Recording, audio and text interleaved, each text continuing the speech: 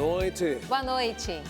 Papa envia bênção à Diocese de Frederico Westphalen pelos 100 anos do martírio dos beatos Manuel e Adílio. Nossa equipe conta a história de 2 padres portugueses martirizados durante missão na África. Parte das rodovias gaúchas começa a ser liberada.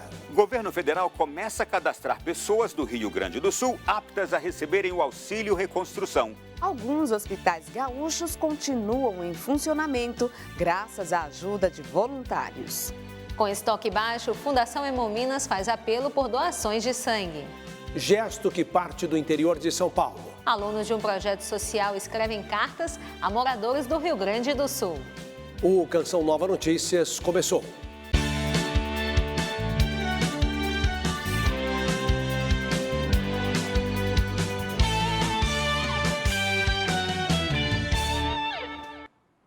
A Defesa Civil do Rio Grande do Sul informou por meio de boletim que 161 pessoas perderam a vida por causa dos temporais e das cheias.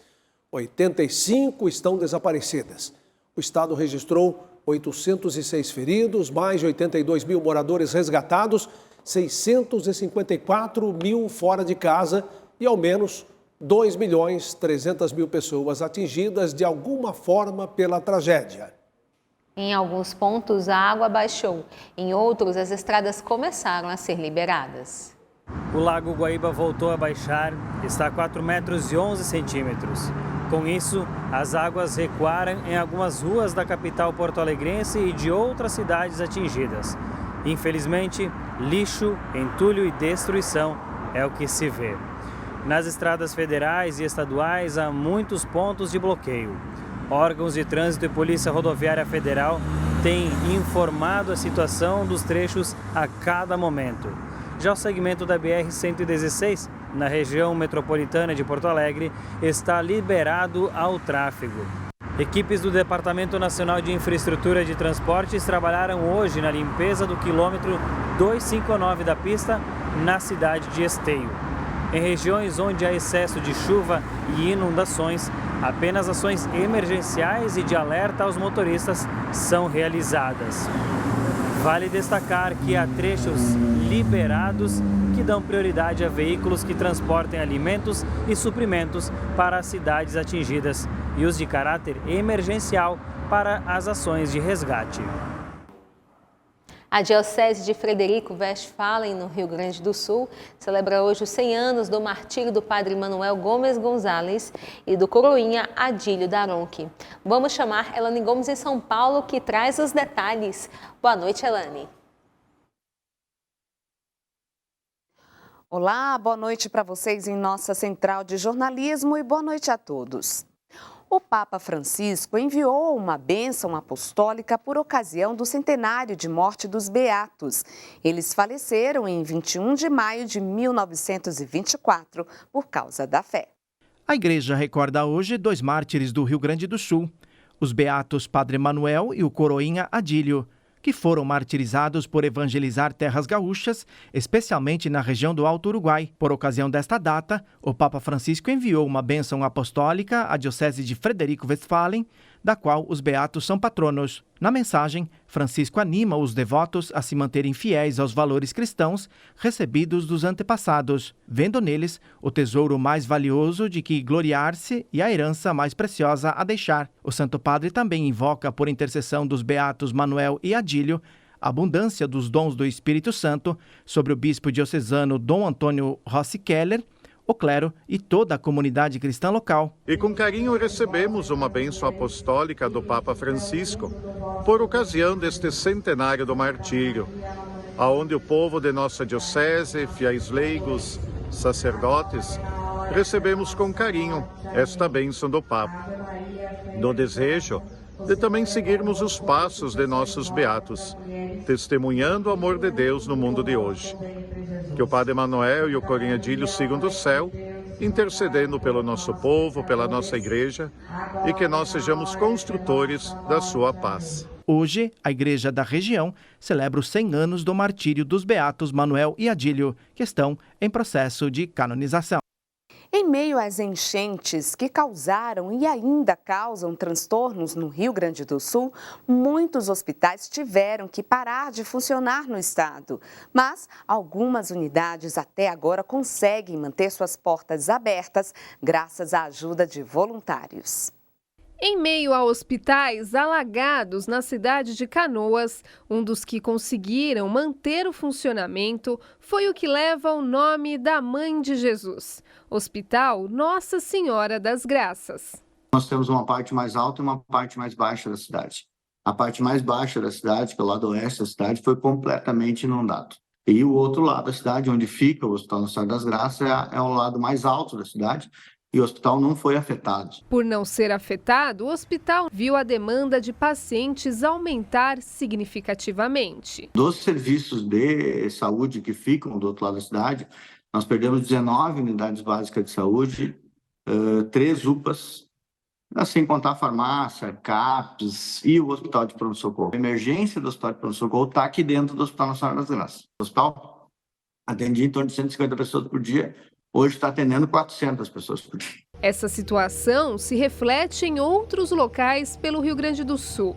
A Secretaria de Saúde tem dado maior atenção em abrigos, intensificado a vacinação e os cuidados com a saúde mental, além das remoções de pacientes. A gente vivenciou, os primeiros dias tendo, por exemplo, que tirar pacientes por avião para fazer hemodiálise em outras cidades. Essas transferências continuam, Hoje, por exemplo, Rio Grande, a gente já está com outra referência para parto e nascimento.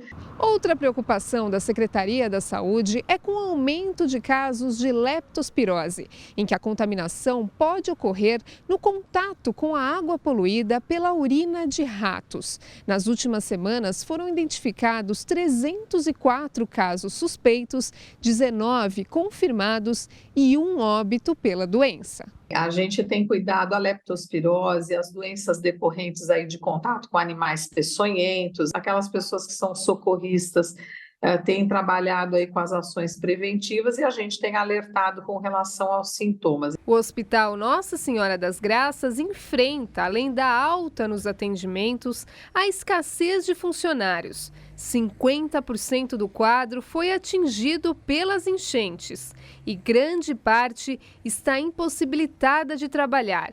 Mas a esperança foi nas doações, que chegam para a compra de medicamentos e no voluntariado. FAB, nós temos que agradecer a Aeronáutica, montou junto do nosso hospital um hospital de campanha. Nós temos voluntários de todos os lugares do país e a gente está aí, é a nossa missão de tocar isso adiante. O governo federal lançou um site para cadastro de famílias que têm direito a receber o Auxílio Reconstrução.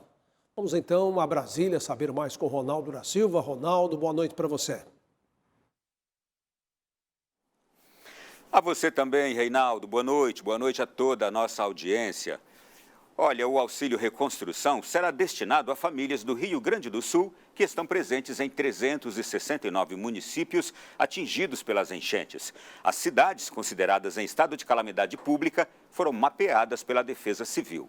O cadastro deve ser feito pelas prefeituras no site do Ministério da Integração e do Desenvolvimento Regional. O pagamento de R$ 5.100 em parcela única será efetuado pela Caixa Econômica Federal. Caso o beneficiado não tenha conta, a Caixa vai automaticamente abrir uma poupança social digital para o depósito do auxílio. O objetivo do governo é garantir o pagamento ainda neste mês de maio. Quarta-feira já está aberto para eles alimentarem com as informações. Isso tem um tempo também que a Dataprev vai fazer o cruzamento de dados, gera o relatório final do beneficiário. Quem tem conta já vai ser depositado direto na sua conta. Quem não tem, a própria Caixa Econômica vai abrir a conta daquele beneficiário que teve perdas identificadas. Outra medida diz respeito à isenção da taxa de inscrição do Enem para todos os participantes do Rio Grande do Sul. Todos os alunos que não têm direito à inscrição gratuita do Enem serão isentos do pagamento da inscrição. Isso, a previsão é que seja aproximadamente 40 mil alunos, então todos serão isentos, representa algo em torno de 3,5 milhões de reais.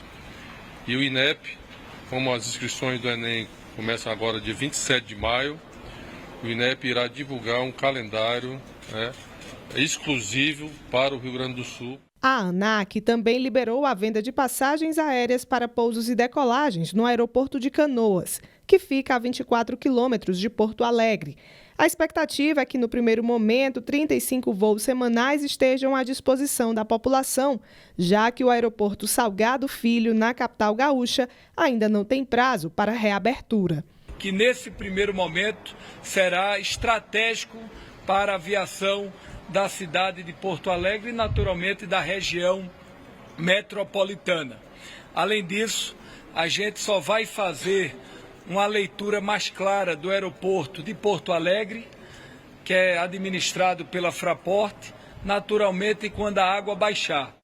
E o Tribunal Superior Eleitoral retoma hoje à noite o julgamento que pode cassar o mandato do senador Sérgio Moro, do União Brasil Paraná. O julgamento será feito a partir de sustentações orais da acusação e da defesa. Moro é acusado de prática de abuso de poder e de uso indevido dos meios de comunicação.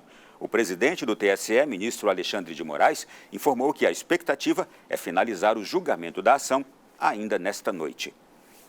E vamos falar agora de matrimônio. Em meio aos preparativos de quem planeja um casamento religioso, muito além dos detalhes da cerimônia, é preciso uma vivência mais profunda, com diálogo, oração e formação. Confira a reportagem. A expectativa é grande para o dia do casamento, tão esperado pelo casal. Mas muito além de organizar a cerimônia, os dias que antecedem esta data são fundamentais para a nova família que se iniciará. Diferentemente dos tempos passados, a nossa geração já não está mais preparada para isso. Não pode ser apenas um cursinho para preparação para o casamento, precisa ser uma preparação para a vida conjugal. Desde 2003, quando iniciaram as estatísticas oficiais dos cartórios de registro civil do país, dezembro lidera o ranking dos meses com mais casamentos no Brasil. No ano passado, foram registradas mais de 98 mil novas uniões neste período. Mas ainda assim, o mês de maio continua sendo lembrado como o mês das noivas, por ser dedicado às mães e à Nossa Senhora.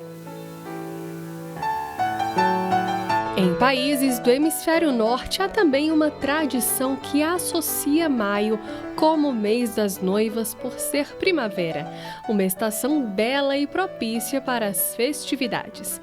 André e Karina, casados há 24 anos, têm 7 filhos e atuam há mais de 20 anos no apostolado com casais.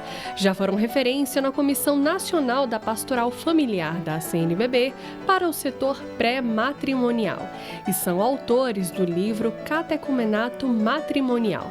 Nas palestras que realizam em retiros no Brasil e no exterior, explicam sobre o discernimento da vocação.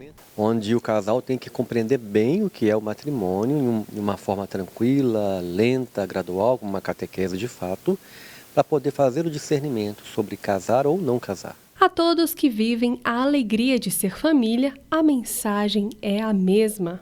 Valorizem esta graça especial que o sacramento do matrimônio tem. Há um compromisso, há uma promessa, não é fácil, mas há uma graça. Busquem em Deus a força.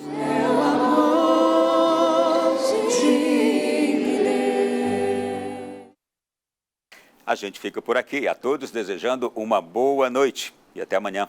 Até amanhã. Boa noite para você também, Ronaldo. E você que nos acompanha, cuidado com a mordida do leão, porque o prazo para a entrega da declaração do imposto de renda está terminando no fim deste mês. Além de acertar com as contas da Receita Federal, sabia que você pode destinar 6% do imposto devido a obras sociais? Veja como na reportagem de Maicon Oliveira e Messias Junqueira. Nessa sala, não falta criatividade. Oficinas de crochê e artesanato são algumas das atividades oferecidas pelo Centro de Atendimento Comunitário da Canção Nova. E através da escuta, a gente vai identificar alguma vulnerabilidade social, algum risco social. Então, a gente vai incentivando elas a serem inseridas em algumas atividades. Há 3 anos, Dona Maria Helena participa das aulas gratuitas do CAC. Então, para mim, foi como uma terapia mesmo. Principalmente no caso da pintura, né, que para mim é a melhor coisa que eu fiz. Porque quando você está pintando, você se concentra naquilo ali e é muito relaxante. Sabia que por meio de uma simples sinalização na declaração de imposto de renda, é possível manter projetos como esse? Quem adere ao Imposto de Renda Solidário ajuda diretamente nos projetos da Rede de Desenvolvimento Social Canção Nova e contribui com muita gente. Uma forma de abraçar e colaborar na transformação de vidas. Na Rede de Desenvolvimento Social, pelo menos 2.500 pessoas são assistidas. O governo federal permite, nesse período de declaração do imposto de renda de pessoa física, que a pessoa que tem um imposto a pagar, que ela direcione até 6% do imposto que ela tem devido para alguma obra social. A doação é simples e pode ser feita diretamente no ato da declaração do imposto de renda. Tem o sistema da Receita Federal, então a pessoa quando vai fazer a sua declaração, aquela que tem um imposto a pagar, ela pode ali mesmo, já no sistema, fazer essa declaração. Por isso que é algo seguro. Para que a doação seja concretizada, é preciso enviar o comprovante por meio dos canais de comunicação da Canção Nova. Então ela vai indicar até 3% para o Fundo Municipal da Criança e do Adolescente de Cachoeira Paulista e até 3% para o Fundo do Idoso da cidade de Cachoeira Paulista. Com estes comprovantes em mãos é que nós vamos até os conselhos municipais e solicitamos essa verba em prol das obras sociais da Canção Nova. Graças ao desenvolvimento da ciência e tecnologia, muitas doenças e outros quadros de saúde podem ser tratados com medicamentos. E há outras que somente o sangue é capaz de salvar. Olha, a saúde também pede solidariedade. Doar sangue regularmente é vital. Por isso, a Fundação Hemominas faz um apelo para suprir o baixo estoque dos principais tipos sanguíneos. Há 7 anos, Joseni é doadora de sangue. O hábito começou inspirado na atitude de colegas de trabalho. Lá tem muitas mulheres doam de lá, eu fiquei assim, não, interessante, né? E muita gente precisa. São cerca de 450 ml de sangue coletado de quem doa. A quantidade representa menos de 10% do volume de sangue de uma pessoa e que o organismo produz novamente em pouco tempo. Se para quem doa não faz falta, para quem recebe é essencial. Por isso, a Fundação Hemominas fez um alerta aos mineiros para que compareçam a um dos 20 hemocentros do estado. Porque a gente está com uma queda muito importante dos tipos sanguíneos, principalmente do grupo O positivo, O negativo e também o A negativo. As doações de sangue recebidas pelo Hemominas são enviadas para mais de 90% das unidades hospitalares e agências transfusionais do estado, como esta, que fica no Hospital da Baleia. Por mês, são feitos no hospital 350 transfusões de sangue e cerca de 1.300 cirurgias eletivas, que, para acontecerem, precisam de um bom estoque de sangue. No mês de maio, a gente cancelou em torno de 9 cirurgias por não conseguir fazer essa reserva. A gente precisa garantir a segurança do paciente, né? Então eu não posso fazer uma cirurgia eletiva sem ter o sangue aqui, caso ele seja necessário. Rosângela ficou sabendo do apelo do Hemominas e fez questão de ajudar. Estoque de sangue, né? Tava pouco. Aí eu falei, gente, é o sangue que eu tenho. Aí eu vim. Vai fazer falta, né? As doações são comemoradas pelas instituições, que esperam que o gesto seja frequente para que vidas sejam salvas. Há casos onde a pessoa toma uma transfusão de 20 em 20 dias. Então são pessoas que possuem doenças que elas sempre vão precisar da transfusão. Por isso é muito importante que a população ela realize regularmente a sua doação. E agora uma notícia internacional para falar de uma visita a Gaza. Foi o que fez o patriarca de Jerusalém, cardeal Pier Battista Pizzaballa, na última quinta-feira, 16 de maio, quando esteve na paróquia da Sagrada Família.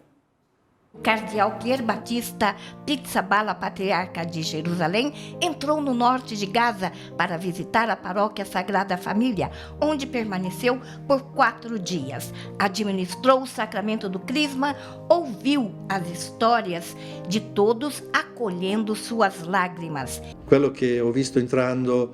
O primeiro impacto foi entender onde eu estava. Era muito difícil reconhecer lugares onde eu já tinha um mínimo de familiaridade. Eles se tornaram irreconhecíveis. Seguimos o restante do caminho em silêncio. Si è fatto la strada in silenzio. Everything is destroyed. Está tudo destruído. É muito difícil encontrar uma única casa intacta. Mesmo aqueles que vivem em casa, aqui e ali, certamente têm um teto sobre suas cabeças, mas ainda vivem em condições decididamente precárias. Trocas de tiros e explosões são constantemente ouvidas. E essa situação está criando traumas enormes nas pessoas com as quais estamos em contato. O pároco da Sagrada Família e provincial dos missionários do Verbo encarnado, juntamente com 3 irmãs, permaneceram para ajudar a comunidade de Gaza. O patriarca narra nos detalhes a vida da comunidade cristã de Gaza, reunida na escola católica, que acolhe também famílias muçulmanas com crianças e pessoas com limitações físicas. É a fé que sustenta os cristãos. Faltam vitaminas e vegetais. Não há caminhões refrigeradores, portanto não há vegetais frescos. É claro que isso também tem impacto na população. E ouvir deles, nós cristãos não temos a violência no sangue, não conseguimos compreender, mas não vivemos no ódio. Isso me agradou muito. Mi è piaciuto molto. Agora uma breve história de 2 sacerdotes jesuítas portugueses, martirizados em Moçambique em meados dos anos 80. O processo de canonização já está sendo apreciado pelo Vaticano. A vida dos 2 padres representa um testemunho atual de fidelidade a Deus, mesmo em tempos de guerra. Veja na reportagem. Era 30 de outubro de 1985, quando os padres jesuítas João de Deus Gonçalves Canteza e Silvio Alves Moreira foram mortos em Chapotera, Moçambique. O contexto era de uma guerra civil que teve início em 1976 e teve fim em 1992. Anos de violência, sofrimento do povo, rapto de religiosos, e os 2 sacerdotes eram pessoas incômodas pela coragem de denunciar e defender a população, além de continuarem com todo o exercício pastoral. Veio um grupo de militares, numa noite, os prendeu em casa, os levou para um lugar ermo, muito próximo da casa. Ali foram torturados e eliminados a golpes de baioneta. Só para dar um exemplo, os batismos de crianças eram proibidos, os matrimónios religiosos também, mas eles não renunciaram ao seu mundo pastoral, né?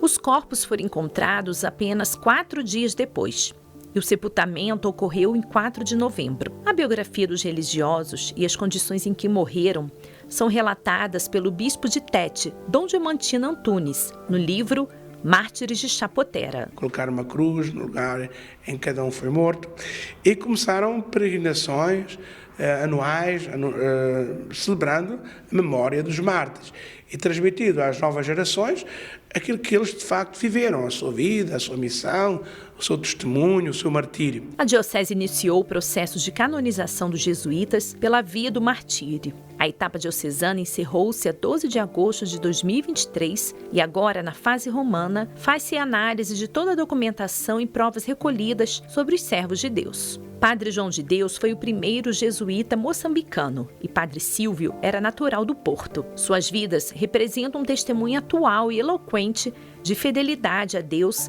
mesmo em tempos de guerra. Eles mesmos diziam, o pastor não abandona as ovelhas. Eles falam às pessoas de hoje.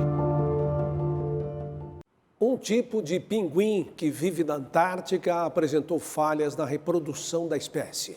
Os cientistas associam o problema a uma diminuição recorde do gelo marinho naquela região do mundo. A maior espécie de pinguim do mundo pode pesar 37 quilos e medir 1,22 m de altura. O casal de pinguim imperador em lua de mel passeia de barriga no gelo, mergulha até 60 metros de profundidade e fica até 15 minutos debaixo d'água. E o retorno à superfície é numa velocidade impressionante. Depois do casamento, eles precisam de gelo marinho firme e preso à costa para depositar o ovo. Se a geleira se desprende, a ave não tem segurança para chocar o filhote. E é exatamente essa a ameaça à espécie. Eles colocam seus ovos lá no inverno antártico e os filhotes precisam crescer bastante e rapidamente. E no final da temporada eles obtêm as penas impermeáveis antes que o gelo marinho se rompa. Se o gelo quebrar muito cedo, eles entrarão na água sem as penas impermeáveis e morrerão congelados ou se afogarão. O gelo marinho da Antártica tem sido afetado pelas altas temperaturas do planeta.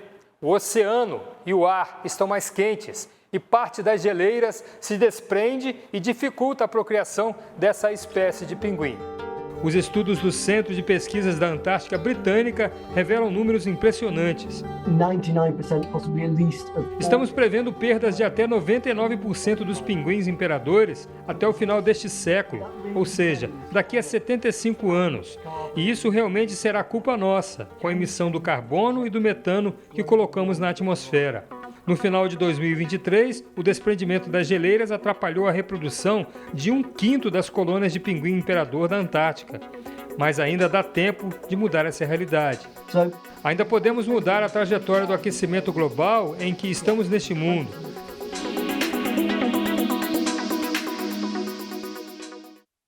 E agora nós vamos falar do clima aqui no Brasil. A chuva voltou ao Rio Grande do Sul e para amanhã a previsão é de temporais. Pode chover no centro-sul gaúcho, o que traz preocupações devido ao solo que já está encharcado na região. A umidade vinda da Amazônia, somada ao sistema de baixa pressão que vem do Paraguai e também a um cavado meteorológico que traz nuvens carregadas, traz instabilidades. Pode chover forte na região da Campanha e em cidades como Bagé e Uruguaiana. Chove também na região metropolitana de Porto Alegre. Já no norte, Serra Gaúcha, assim como no Paraná, o sol predomina e não chove como se vê na área mais clara do mapa. O sistema de alta pressão continua ativo e a umidade do ar vai ficar com índices inferiores a 30%. Vale ressaltar que, segundo a OMS, o percentual de umidade bom para a saúde fica entre 40% e 70%. E essa umidade vai estar baixa em São Paulo e em Minas Gerais. O tempo será firme em praticamente todo o Sudeste, mas pode chover aqui no Nordeste de Minas Gerais. A umidade também fica baixa no centro-oeste, menos no norte do Mato Grosso. Vamos ver como fica o clima em algumas capitais? Vai fazer máxima de 33 graus em Campo Grande, 34 em Cuiabá e 35 em Palmas. No Nordeste, pode chover no leste da Bahia, inclusive em Salvador e em Ilhéus. Mas o sol predomina em grande parte interior aqui da região Nordeste, como se vê nessa área destacada. No norte do país pode ter temporais, no norte do Amazonas, em Roraima e parte do Amapá. Mas o tempo vai ser firme na maior parte do Tocantins. Uma pequena comunidade indígena no extremo sul de Porto Alegre enfrenta o drama das inundações sem querer deixar o local. Os indígenas temem perder as terras para incorporadoras imobiliárias. Os guaranis vivem em uma pequena faixa de terra no extremo sul de Porto Alegre desde 2018.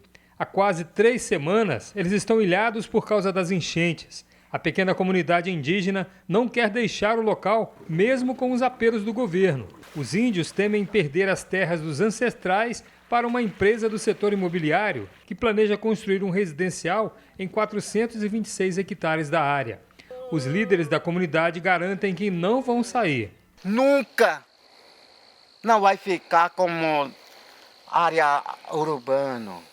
Isso aí para sempre vai acabar. O mundo sempre vai ficar como aldeia guarani. Mesmo eu não estou aqui. A presença dos guaranis tem amparo da Justiça Federal, que suspendeu uma liminar que devolvia as terras à empreendedora, até que o Supremo Tribunal Federal aponte uma decisão mais ampla do caso. O desastre afetou 30 mil indígenas no Rio Grande do Sul, segundo a estimativa do Ministério dos Povos Indígenas do Brasil. Na comunidade vivem 17 pessoas de 4 famílias. Esta é a única comunidade indígena ainda isolada pelas enchentes. Só a única coisa que eu tenho, nós temos isso unicamente. Para sair dali a outra aldeia, não. Milhares de brasileiros, no gesto de solidariedade, se mobilizam para amenizar o sofrimento dos gaúchos afetados pelas inundações. Pela educação, este amparo também acontece a partir da criatividade de uma pequena grande geração. No que depender desta turma, aos poucos o Rio Grande do Sul vai recuperando o colorido que perdeu.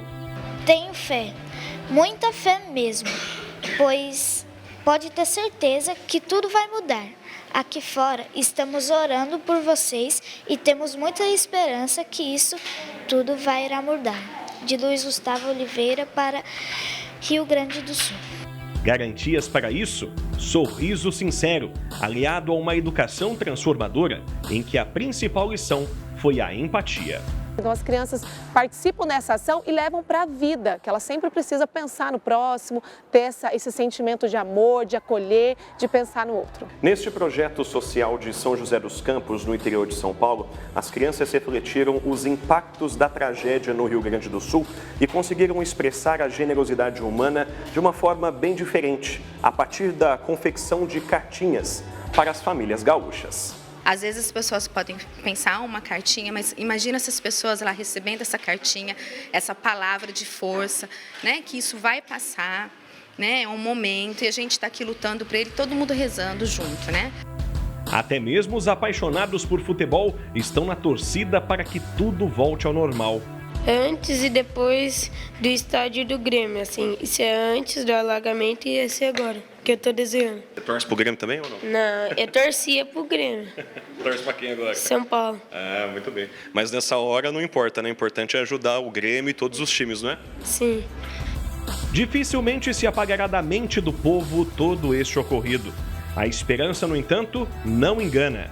Depois da tempestade, uma enxurrada de amor movimentou não só o Rio Grande, mas o Brasil. Dias melhores virão, na certeza de que uma nova história vem sendo escrita com o auxílio da fé.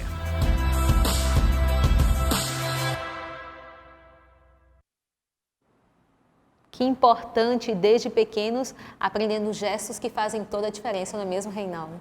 Com certeza, começa tudo dentro de casa, principalmente do coração.